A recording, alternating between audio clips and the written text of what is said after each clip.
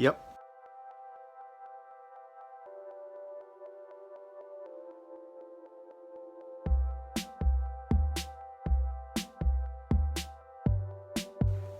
What is up, everyone? Welcome back to another episode of InkMarcs Art Vlog, where I'm trying to use 52 weeks to start an artistic career. Trying? No, not trying.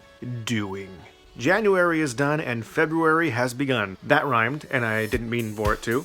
But there's a lot of things going on this month, including the merch store going up and prepping for a Kickstarter campaign that I plan to run starting in March, which means that this is my time to promote.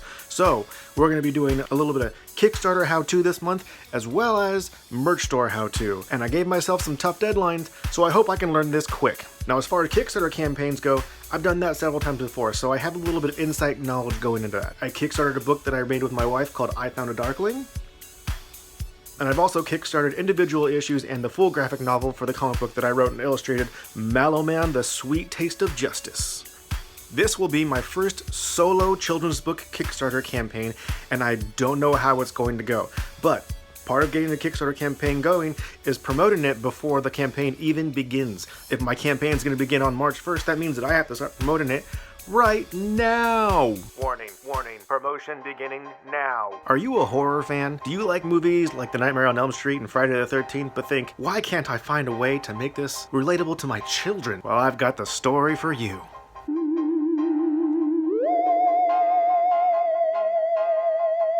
That's right, everyone, the eerie enigma of Ghostly Gary is coming to Kickstarter. And for those of you who weren't watching me during the month of October, I participated in Jake Parker's Inktober Challenge, and I posted all the pages on my Instagram account. So, if you're not on my Instagram, take a second, go subscribe, because I post a lot of fun artwork there. And second, know that I've left a few pages on my Instagram for you to preview. The eerie enigma of Ghostly Gary is a story about a ghost who's trying to figure out how he died. It's a cute picture book format that allowed me to illustrate a whole bunch of horror genre references in a very cute cartoony style. For example, generic murderous stalker, generic vampire-esque monster, and generic sewer-dwelling clown. That was my high school band name. The Eerie Enigma of Ghostly Gary is launching on Kickstarter March 1st, so mark your calendars and make sure to check it out when it first launches, because I will be having early bird specials that allow you to get the book at a cheaper price, so get ready. Promotion complete. On to the next topic. As we're on vlog number 6, I decided that with this vlog, I'm going to shake things up a little bit in the form of a sketchbook review. I am still time-lapsing the artwork that I'm making this month, however, I'm going to hold on to it and upload it at a different time so that you guys don't have to wait as long between the time of seeing the time-lapse being done and when that design is available on the merch store, because I know you want those sweet, sweet shirts. Here we go. You'll notice first that I put a sticker on the front of it. I like to go to conventions and find really cool artists with awesome sticker designs, and then I put them on the front of all of my sketchbooks, and it kind of helps me identify which sketchbook I'm working on at a glance. I feel really bad, but I can't remember the name of this artist. If you ever get a chance to see this video and it's you, please say hi in the comments. Thank you so much for your sticker. It's awesome. And here we go. For the first page, I have kind of a motto when it comes to not knowing what to draw. And you know, when you open up that first page of a brand new sketchbook, you have that immediate fear of, oh my God, what am I gonna do in this book? And this motto kind of helps me resolve that right away. And the motto is, when all else fails, draw an octopus. So I end up drawing a lot of octopus. I think I like drawing octopus, A, because it's my favorite animal, but B, because they always tend to look really impressive with how much detail you get to include with all the tentacles. So the significance of this sketchbook as well is that it was the first sketchbook that I started really getting into watercolors with. You know, I had done a little bit of watercolor here and there in the past, but nothing portfolio worthy, nothing that I would have really ever wanted to brag about. So when I got this new sketchbook, I made sure it was a watercolor sketchbook, and I told myself that I wanted to get better, specifically at watercolors. This octopus tipping his hat and saying hello is kind of my introductory, hello, welcome to the sketchbook, we're going to learn some watercolors. Next up, we have the one-eyed, one-horned, flying purple people eater. Except he eats a lot more than people. He's getting down, eating buildings and cars and causing mass destruction. I thought it'd be a cool idea to take kind of a well-known name and throw my little weird spin on it. So here we are, the one-eyed, one-horned, flying purple people eater. On this one, some of the things that I was experimenting with were, you know, fur texture, and then I wanted to try to make a cool looking sunset with the buildings in silhouette. Could have used a little bit more detail, a little more body structure. He has a weird kind of non-body structure. I don't know. I'm not sure what I was doing there. but I do think I should have added a little bit more to the background in the sky.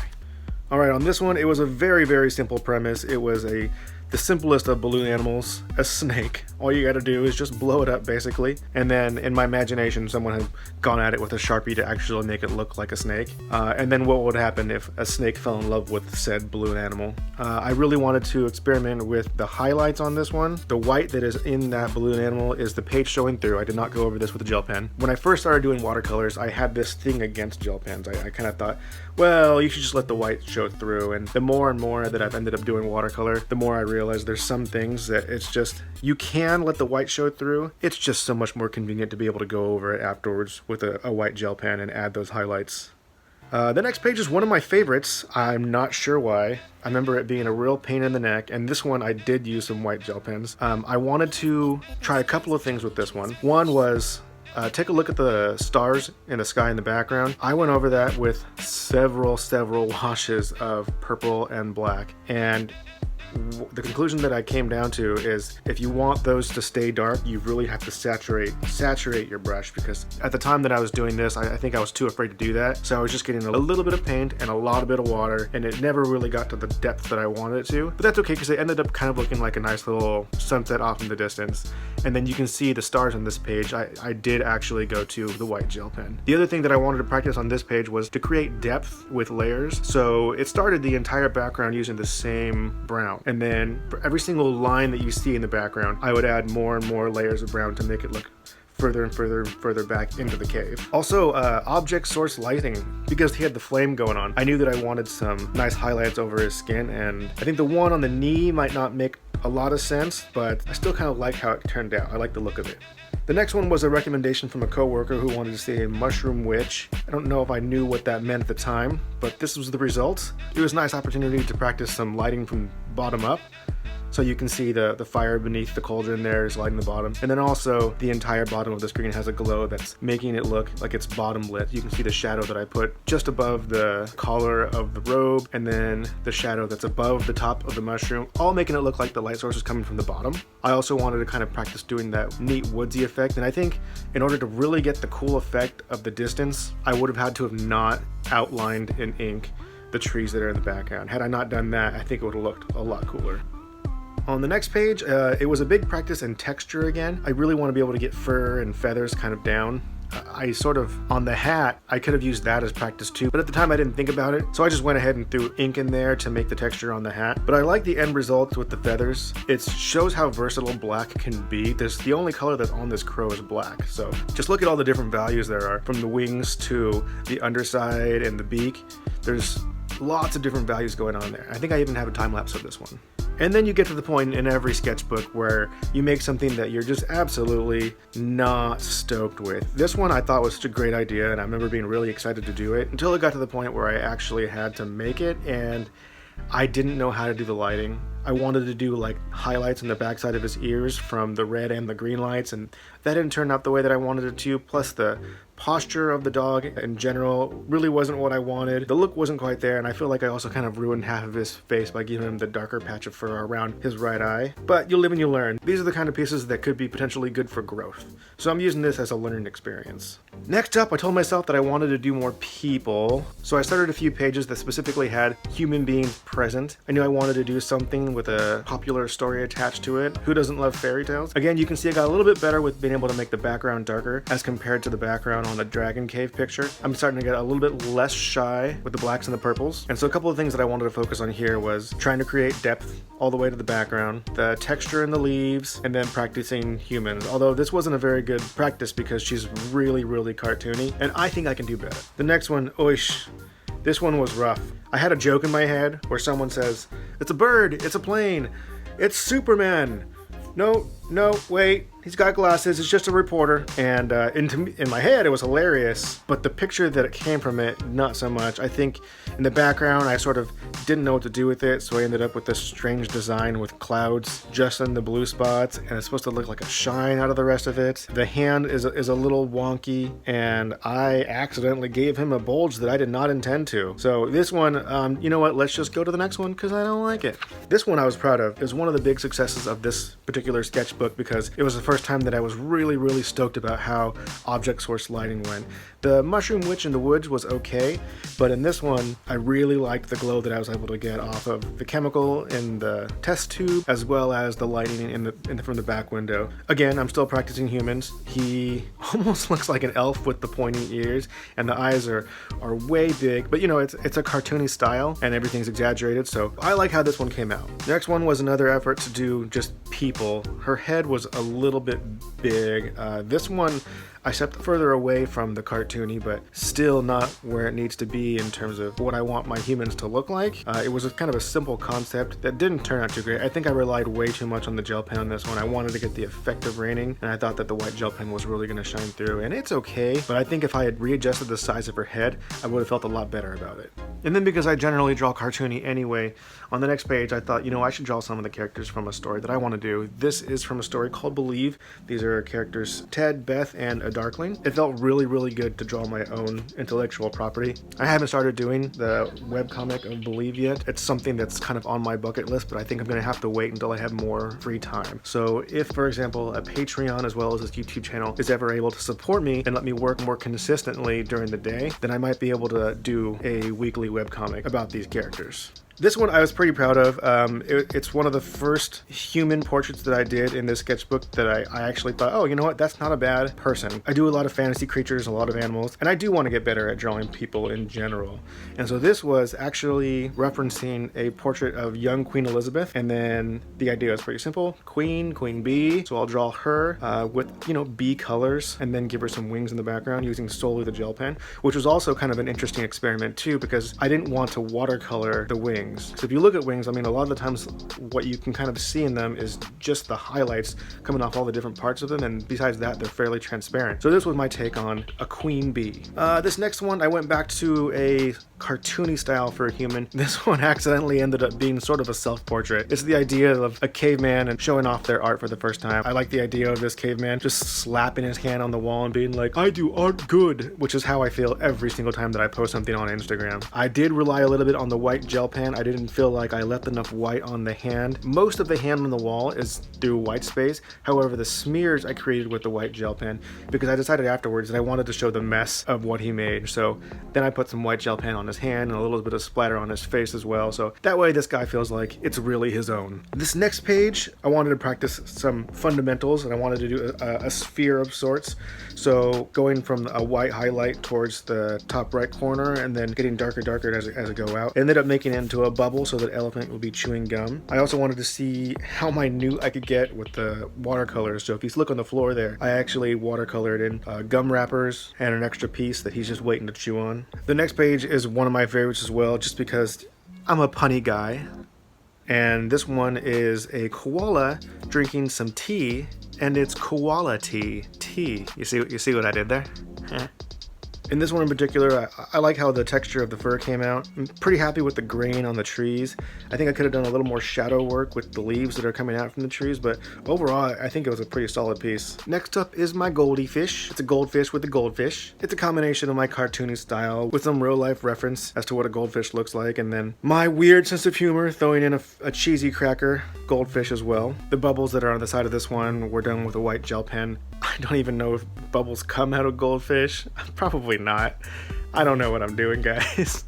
It was okay. You can see in the back side of it there, the water did not do what I wanted it to do. If I could go back again, I would change this, but I'm kind of trying to move forward. I think I let that spot get too wet and all the ink kind of pooled around the edges.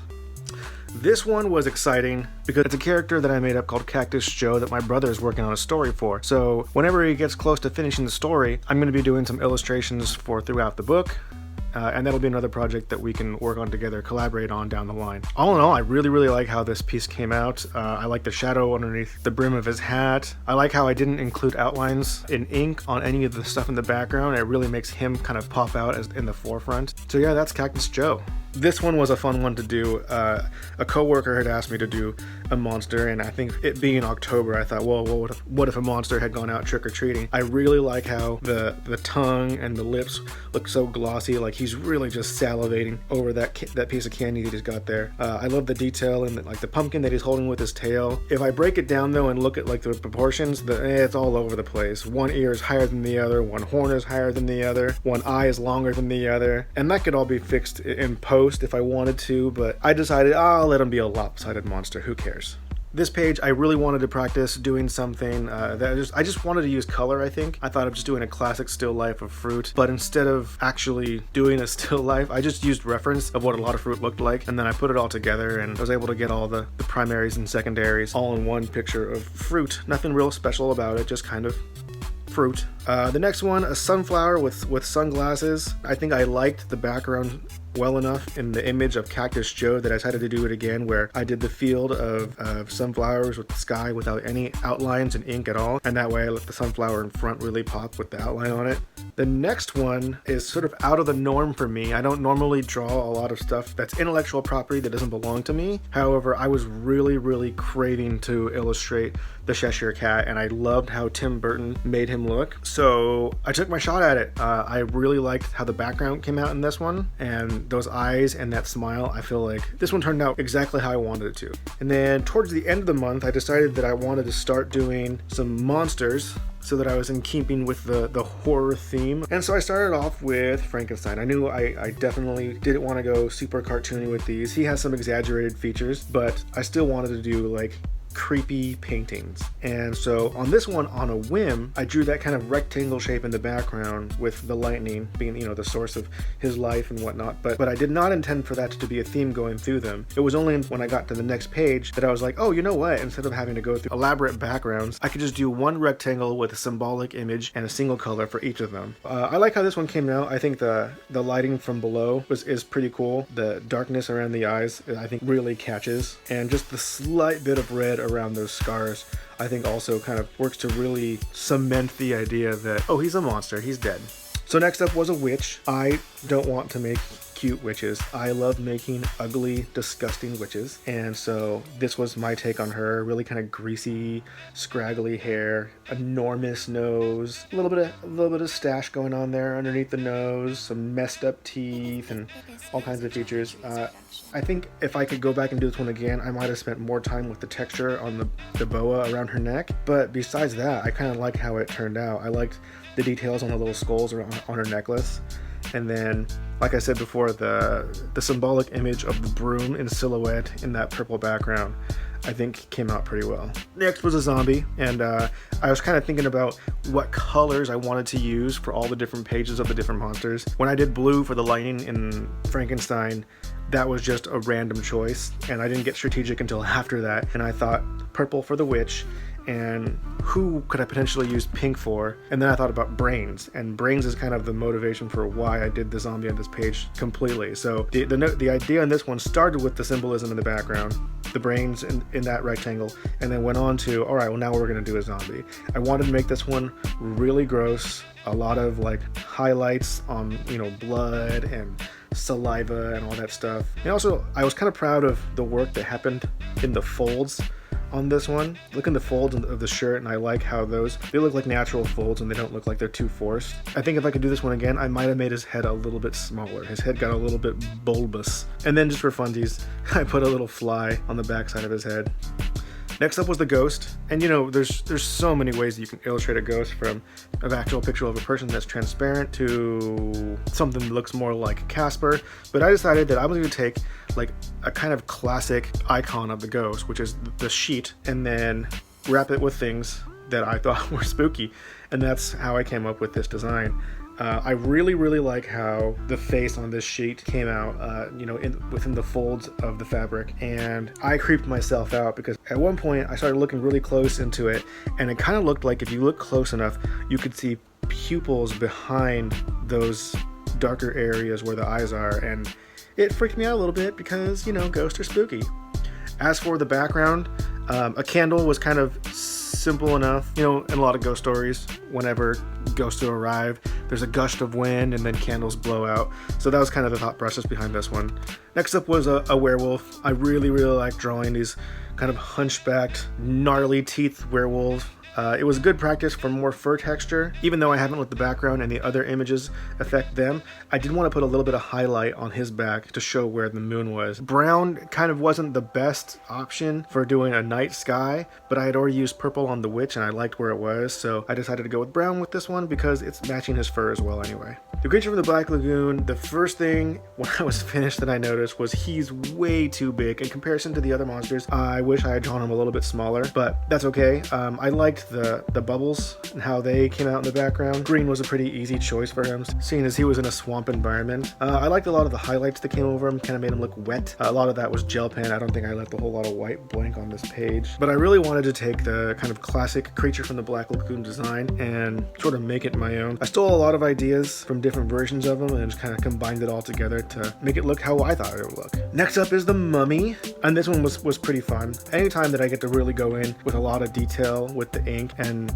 do stuff. I mean, it's like I was talking about at the beginning of the sketchbook with the octopus. When I have the opportunity to throw a whole bunch of detail in there, the outcome always looks way more impressive. And so I really liked how the bandages came out all over his body. They have a real like dirty feel to them, kind of aged, cracked. And then behind that, just the little peaks of what the flesh looks like, the rotting mouth, and then even the spine that's underneath the rib cages in the middle of his torso. I like how this one came out too. My vampire, the only thing that I was positive about starting this one was that I did not want to make a Twilight vampire. I did not want to make a gorgeous looking teeny bopper heartthrob. I wanted to make a gnarly looking bat-esque vampire, so that's how I decided on the nose. Confession, I watch the Vampire Diaries and I like how their eyes get like black and veiny whenever they're in vampire mode, so I included that on him. And then the teeth I stole a lot from like kind of Nosferatu, enormous two front teeth. And then the obvious choice for the background color on him was going to be red for blood,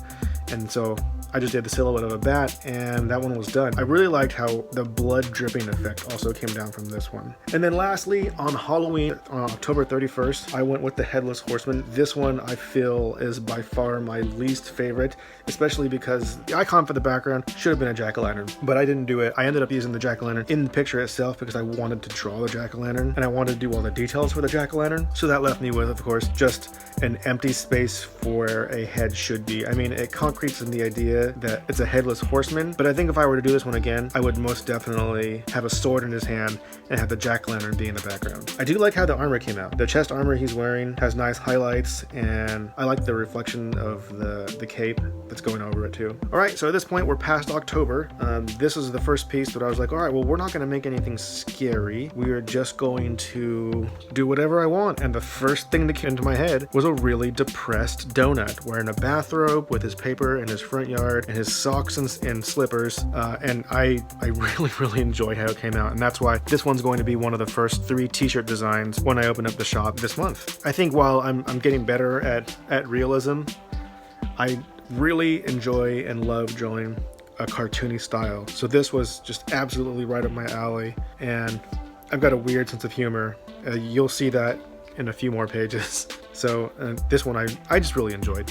Next up was a concept that I'm actually doing over right now. I wanted to do a series of Dia de los Muertos mariachi band members, and my thought was, oh, I'll do 3 or 4 of them and then make a band and make a series of them. But this one came out and I didn't like it. I got a lot of comments saying that people really enjoyed the colors and the effects of the candles, but something about maybe the skull face itself, something did not turn out the way that I wanted it to. But if you've watched my vlog before, you know that in the last video I just uploaded a new picture of a skeleton playing guitar, and that one I felt like was much more successful. So with that series I'm going to continue. I'm actually halfway through with the trumpet playing skeleton right now. This next one was my 10-year-old son's idea, and it is simply just a just a word rhyme. This is King Kong playing ping pong. I didn't know how I was going to convey that. Drawing the King of Monsters is simple enough. King Kong climbing the Empire State Building. I just used a little bit of photo reference for what the building looked like. Threw in some planes. Big monkey on a building. Done and done. I was thinking about maybe adding a ping pong ball flying towards or away from him, but at the last second I decided that I just wanted it to just be him with the paddle, and that would convey King Kong ping pong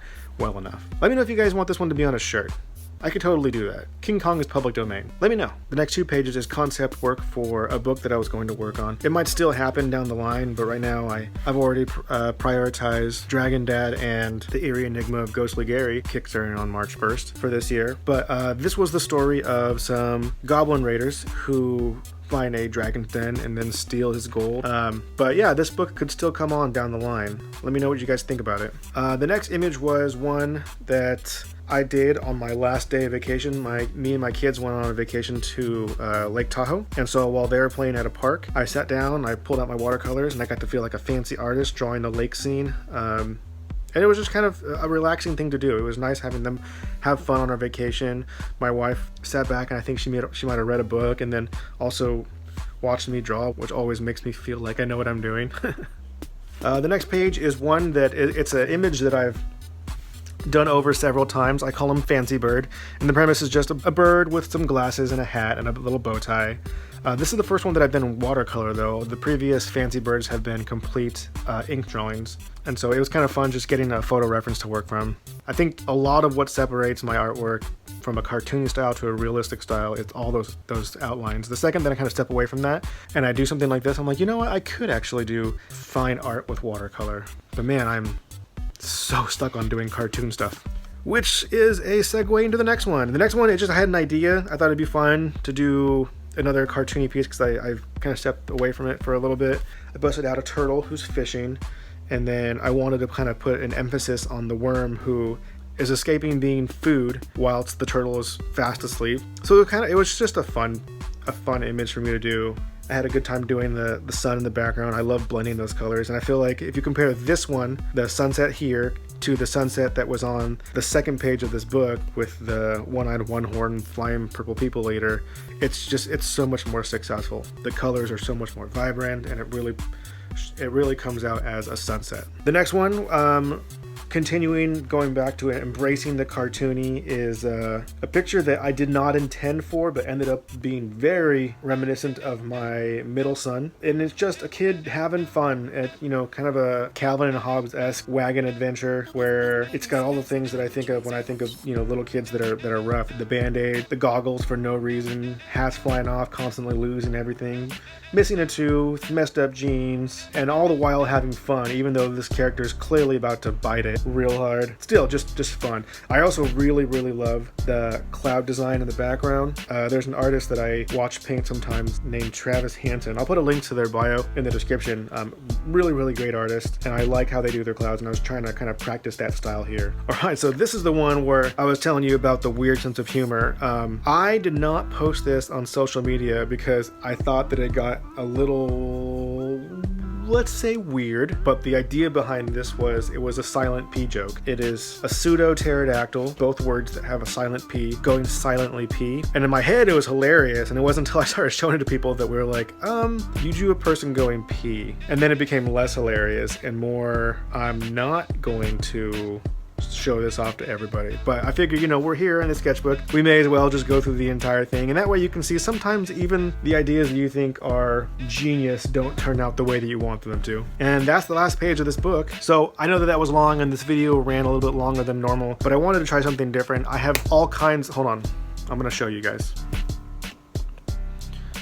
I have tons of other sketchbooks that are completely filled that I'd be happy to show you guys in later videos in between the time-lapse artwork, because that way we're keeping stuff fresh, keeping it good. Let me know in the comments about what you thought about doing a sketchbook review as opposed to a time-lapse. I still plan on doing the time-lapse for the majority of my videos, but I will be doing more sketchbook reviews if you guys like them in the future. Don't forget, there's still sweepstakes going on where you can win a t-shirt from my shop when it opens up. I'll be announcing the winner at the end of the month every single time that you share one of these videos on YouTube, Twitter, Facebook, and Instagram. That gives you one entry into my contest, just remember to tag me. On Facebook, tag me as Marcus Clawson. On Twitter and Instagram, tag me as InkMarcs. And on YouTube, I'm going to add a new way to enter. Say something in my comments below. Tell me what your favorite page of my entire sketchbook was, and that'll also give you an entry into the contest. And that about wraps up for this episode of InkMarcs Art Vlog. Thank you guys so much for watching. If you liked the video, click the like thumbs up. If you want to see more of the video, click subscribe. And if you want to be notified of every time that I upload a new video, click the little bell icon. It looks like that right there. And that way you'll know, right? I hope you guys all have an amazing rest of your month. Stay productive. I'm out. This is going to be a long one. Oh my God, we're at 42 minutes. Okay. Well, Ghostly Gary is marching. It's not marching. What's my good side? Do I have a good side?